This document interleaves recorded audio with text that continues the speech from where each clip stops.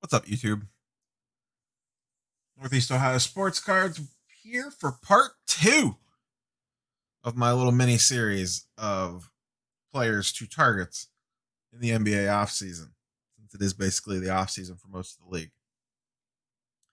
For those of you that missed part 1, I would recommend checking it out. I'll throw a little card somewhere on the screen. It'll pop up for you to click on if you didn't see part 1.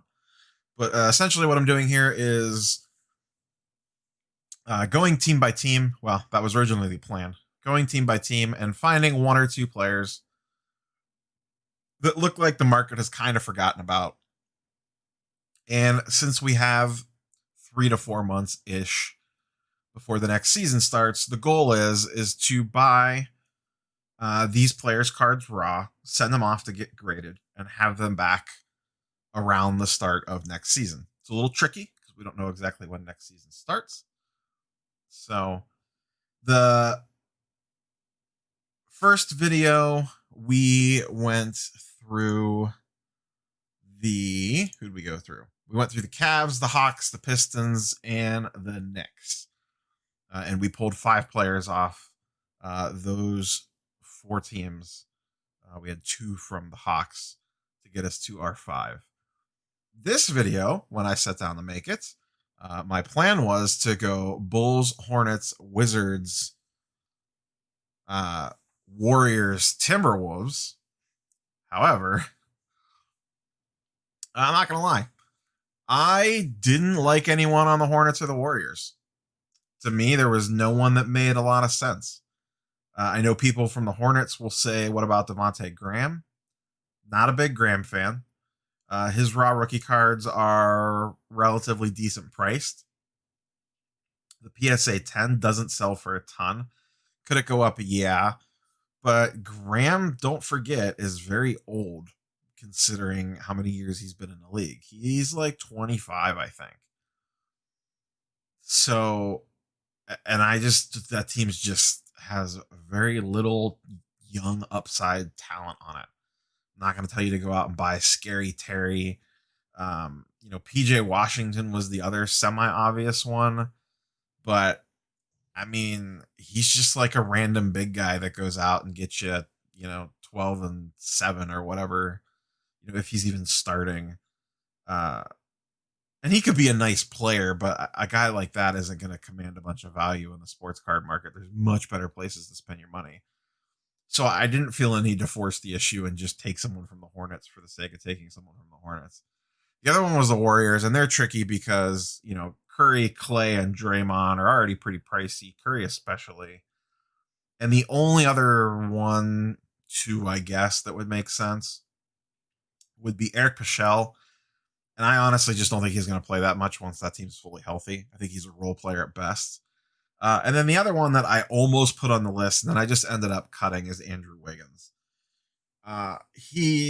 Everyone knows the tale of Andrew Wiggins. His base rookies are about $20. A PSA 10 sells for, I forget what it is now, 150, 175, maybe 200. But once again, Andrew Wiggins is not the guy I want to be putting my money into or telling people to put their money into or recommending it or suggesting it or whatever. That seems like a fool's errand. So sorry, Hornets fans, and sorry, Warriors fans. You guys are getting skipped over in this. So what I have done to get us to 5 players for today's video is I backtracked to 2 teams we already talked about, and then I went with the Bulls, the Wizards, and the Timberwolves for our 3 new teams today. And then we will continue making our way through the Western Conference on part 3 of this video. So, up number 1, we have fellow Northeast Ohioan Darius Garland for the Cleveland Cavaliers. His stuff is extremely cheap. Now, his PSA 10 only goes for about $80. So if you don't want to get his stuff graded, I get it. But I wouldn't mind stashing some of his base rookie cards. And in fact, I already have a pretty decent stash of his base prisms already that I actually picked up months ago that I've just been sitting on. This dude was the 5th overall pick in the draft. He showed some flashes. He played like 3 games in college prior to his NBA career starting because he was hurt. So last year he was really trying to just feel himself out. Now the worry here is there's potential downside here. The Cavs could easily draft another guard.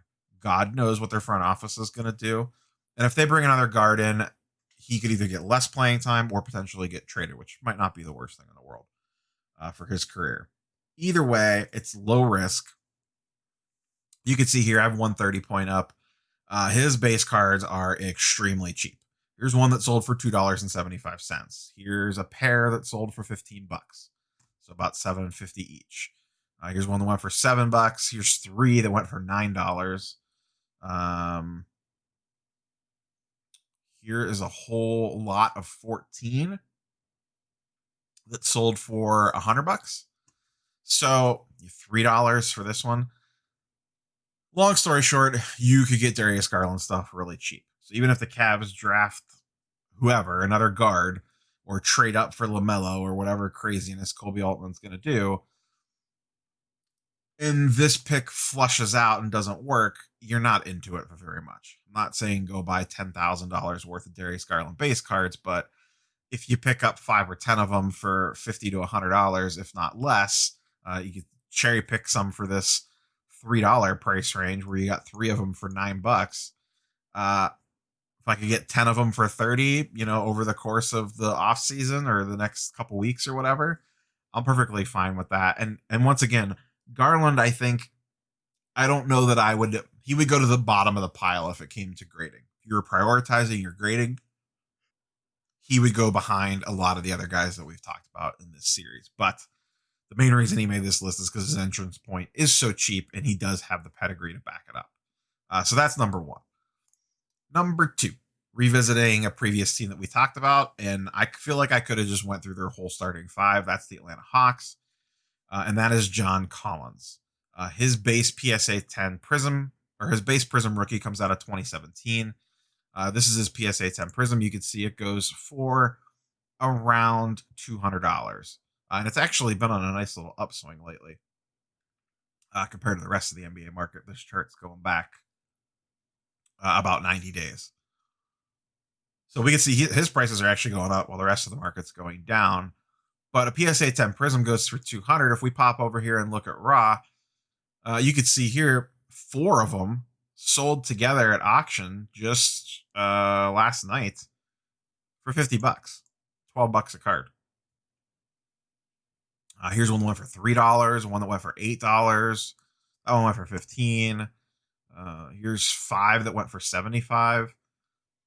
So you could see you could get into him fairly low risk, and if you could pick some good ones, this is one that I would be willing to send off for grading. The $200 for PSA 10, and once again that's trending upwards, and I could see that continuing to trend upwards as next season, the lead up to it, begins. I feel like the Hawks are going to be one of the very young, trendy teams in the league that everyone's going to be talking about. And I could have just as easily, we've already talked about a lot of their players, and Trae Young and Cam Reddish yesterday. I could have easily threw DeAndre Hunter into this list instead of Collins. The one thing I like about Collins is he's a little bit more established. He has a proven track record of throwing up 20 and 10 games. And we have yet to see this team at full strength since they picked up Clint Capella. Last year, he was hurt the entire time, and then they obviously didn't come back for the bubble games. So Collins is number 2 on our list today of off-season targets to pick up. And like I said, I do really like the price of his PSA 10 being over $200 and being able to pick up raw copies for under $10. Looks like fairly easily. So that's a nice ROI if you could pop a PSA 10 out. Next, moving on to teams that we have not talked about yet, the Chicago Bulls. I could have went a few different directions here. Lauri Markkanen got pumped earlier in this offseason, and I don't necessarily know that I see it. Wendell Carter Jr. is intriguing, but the PSA 10 prices just really aren't there. And he's just not very buzzy. Zach LaVine's stuff's quite a bit older. He comes out of 2014 Prism, and his stuff's actually already priced up fairly well. So it kind of just leaves us with Kobe White, who I really wanted to avoid using because he's like the most obvious dude ever to pick from the Bulls. We could see how we kind of got there. I'm just not in love with a lot of their other players. So we could see his base prism goes for around 20 bucks. Not terrible. But the PSA 10 goes for 150. And he is going to be one of those guys. We don't know exactly what the playing time situation is there. I assume he's going to start next year, but there's some weirdness going on with Levine and Chris Dunn and whatever they do this offseason. They have a high pick. He's one of those guys that the hobby loves. I call this the Michael Porter Jr. syndrome based off of what we've seen in Bull Bull from the bubble. He's a guy that's extremely trendy already. Everyone loves him. He had that amazing run last winter where he was just dropping 30-point games left and right. If he comes out next season and starts hot, his prices will go crazy. Bottom line. We saw it with Bull Bull. We saw it with MPJ. There are these certain guys in the hobby that the hobby just adores, and he is one of them. And heaven forbid they start putting up the numbers to back up that groundswell of hype that's just waiting to explode. He is a cover boy for these types of guys. So if he comes out and plays really well, or even if you sell before you get to the off season, which is kind of the point of this series, you can hold these guys in the season if you want. But what I'm really targeting this on is buying now, grading, and selling in the lead up to next season or very early into next season. But he's one of the guys that is going to be getting so much buzz come 30 days out from the season starting. He'll be the cover child for every YouTube video talking about guys you should be loading up on now. He'll be in the when they name their top 5 for guys to buy for next season. He will probably be on that list because he is very popular. So at 20 bucks for a raw prism, send it off to get graded. Pay the 20 bucks to PSA to get it graded. You're into it for $40. If you could pop a PSA 10, that's 153 to $110 profit. Figure about a $95 profit by the time you factor in eBay fees. Assuming you get a 10, the 10s are not guaranteed, obviously, but even PSA 9s you'll probably wash out.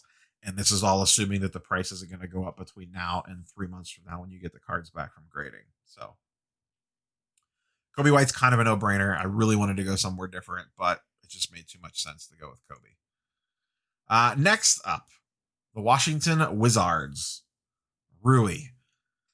Oh, Rui. I had stacks of Rui stuff to pull out to sell during the NBA bubble games, the seeding games, for lack of a better term. And he really crapped the bed. Rui was not very good. He had like one decent game and then just kind of fell apart. So his stuff's pretty reasonable. $9 for a base prism. His PSA 10 prism goes for about 140, and you can see it's actually trending up over the last 60 days, up about 20%, while the base hasn't changed at all, or the raw hasn't changed at all. He's a guy that I am not a huge fan of, but I believe will catch a lot of buzz in the lead up to next season. My theory on what's going to happen is this draft class is touted not to be very good. So I think a lot of focus is going to reshift back to last year's and the year before's draft class for guys that haven't necessarily broken out yet. And I could see Rui making a lot of those lists and getting buzzy leading in the next season. Now, Rui is a guy I would absolutely not really feel great about holding into season. I would rather buy these now for $9 a pop, spend the 20 to send them in to get graded, have them come back and make about $100 a card if you could pull a PSA 10. Once again, assuming that the card value doesn't go up between now and the start of the season, which I anticipate that it's going to because he's a very popular player.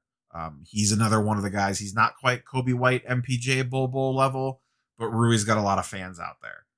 So if he starts getting buzzy, I could see his prices taken off in the lead up to next season. And last on our list, and this one's a personal favorite of mine. I was buying his stuff in the winter. I picked up a few raw prisms. I really wanted a PSA 10. I kept not pulling the trigger. And then all of a sudden, his prices went through the moon, even though he wasn't even playing.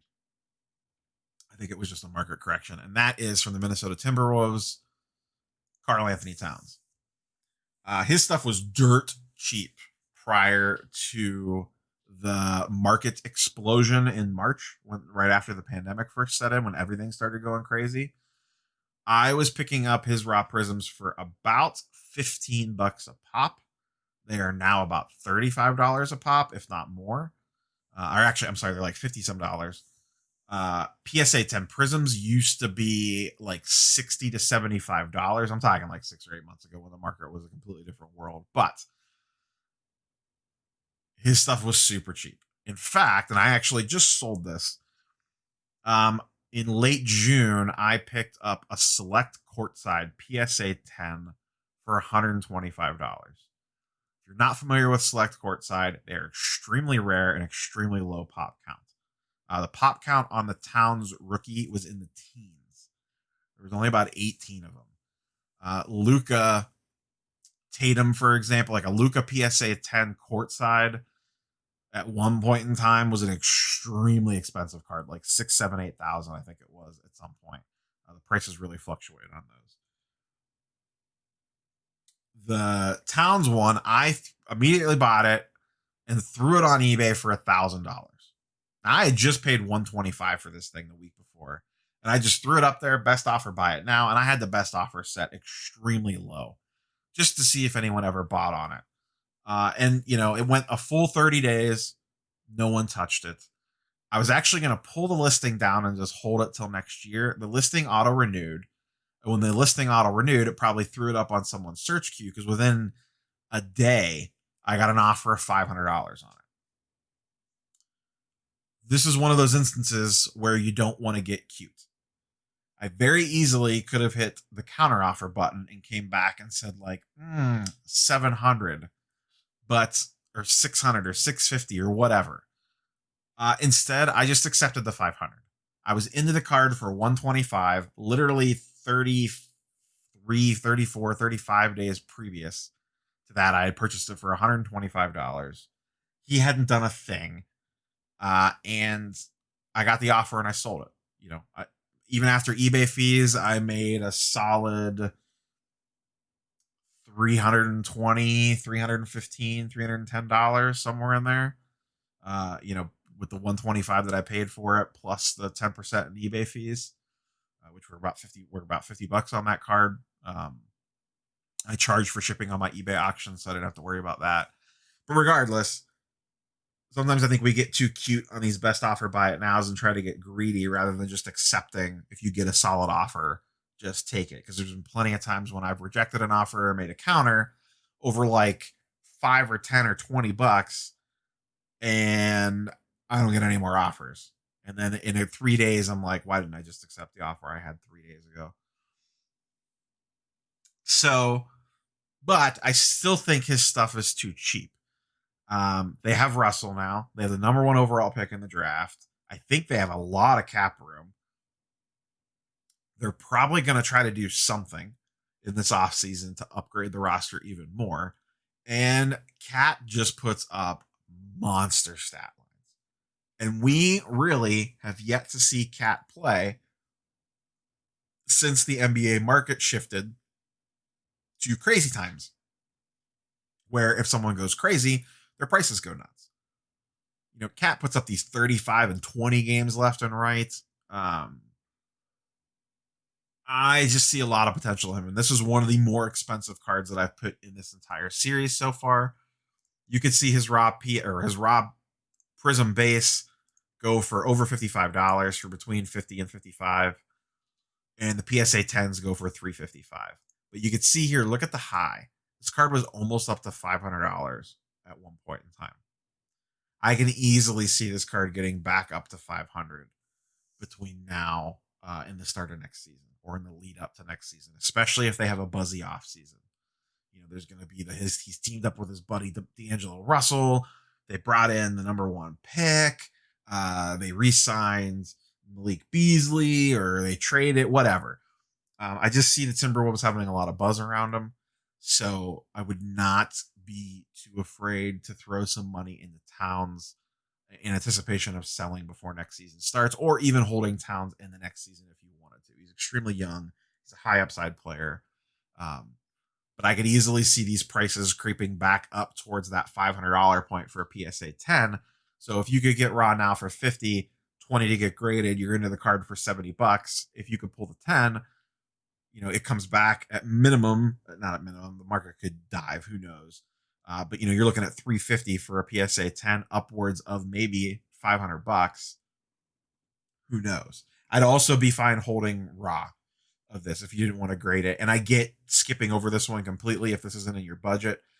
Here we're talking about a $50 card, whereas earlier this video and yesterday we were talking about $5 to $10 Darius Garlands and Kevin Porter Jr. So I'm trying to touch a little bit of a wider base with this one with Cat.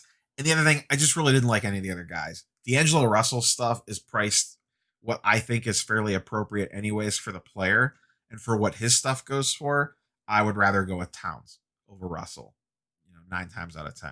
Yeah, they have Jarrett Culver. I think he's at best a role player. And then they got the guys that got from the Denver trade, Malik Beasley, and I forget who else was in that deal off the top of my head. But same thing. They're more role players than they are star players. Whereas Cat is a star. He is a franchise building block. Might not be that great on defense. Jimmy Butler might want to choke him out, but he puts up numbers. And that seems to matter in this new era card market that we're in. So that's all I have for you guys today. For part 2 of the series, look for part 3 possibly tomorrow afternoon. Once again, sorry to flood the feed with content, but I'm trying to crank these out each day to give everyone enough time if they want to hop on any of these trains to track down the cards, buy them, get them prepped and sent off for grading so you can get them back prior to next NBA season starting. And once again, that's a little nebulous because we don't know when next season's going to start. So if you like what we're doing, click the subscribe button down below, click the like button, YouTube nonsense, and we will catch you guys on the next one. Peace.